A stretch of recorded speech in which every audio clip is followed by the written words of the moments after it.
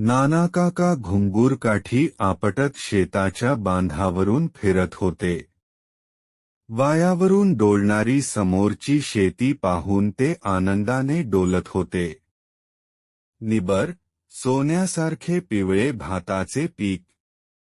नंतर कापणी, झोडणी, मळणी आणि मग कणगीत पडेल वर्षभराची बेगमी, असा विचार त्यांच्या मनात येत होता.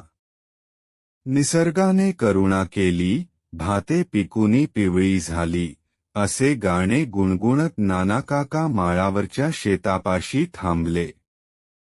दाणे भरलेल्या लोंब्या आडव्या पडल्या होत्या, शेताची नासाडी चालू होती. शेतावर उंदीरमामा कोपले होते. नानाकाकांनी एक प्रयोग करण्याचे ठरवले. त्यांनी शेताजवळच्या माळावर एक मोठा गोल खड्डा खणला. त्या खड्ड्यात पत्र्याचे एक मोठे पिंप ठेवले. ते अर्धे अधिक पाण्याने भरले.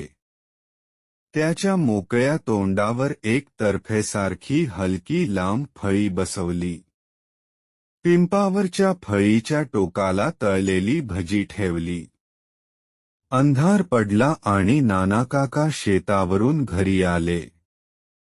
सर्वत्र सामसूम झाल्यावर उंदरांची टोळी बाहेर पडली. तळलेल्या भज्यांच्या खमंग वासाने सर्वच उंदीर पिंपापाशी धावत आले.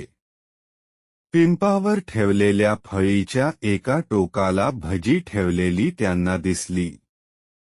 घाईघाईने 3-4 उंदीर पुढे धावले. त्यांच्या भाराने सगळेच उंदीर पिंपाच्या पाण्यात दबकन पडले. सारे बुडून मरून गेले. सकाळी सकाळीच अधीरतेने नानाकाका पिंपापाशी आले. आपली युक्ती सफल झालेली पाहून त्यांना खूप समाधान वाटले. संध्याकाळी पुन्हा खमंग भजी ठेवून नानाकाका घरी आले. परत दुसऱ्या दिवशी सकाळी नानाकाका पिंपापाशी गेले. फळीवरची भजी फस्त केलेली होती, पण पिंपामध्ये मात्र एकही उंदीर दिसला नाही. त्यांना फारच आश्चर्य वाटले. हा काय प्रकार आहे, हे त्यांनी जाणून घ्यायचे ठरवले. संध्याकाळी अंधार पडायच्या सुमारास नानाकाकांनी खमंग वास सुटलेली भजी फळीच्या टोकापाशी ठेवली आणि जवळच झाडाच्या आडोशाला ते लपून बसले. रात्र चांदणी होती. नीरव शांतता पसरली आणि उंदरांची फौज स्वारीवर निघाली. सर्वत्र भज्यांचा वास सुटला होता. मोठ्या अधीरतेने उंदीर पिंपापाशी जमले. आपसात काहीसे कुजबुजले.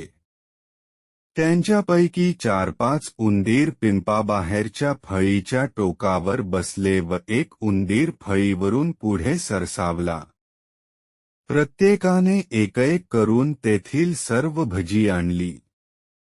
ती सर्व भजी त्या चतुर उंदरांनी कुरतडून मजेने खाल्ली आणि पुढच्या मोहिमेवर कूच केले. शेरास सव्वाशेर भेटलेल्या त्या चतुर उंदीरमामांची युक्ती पाहून नानाकाकांनी आपल्या कपाळावर हात मारून घेतला.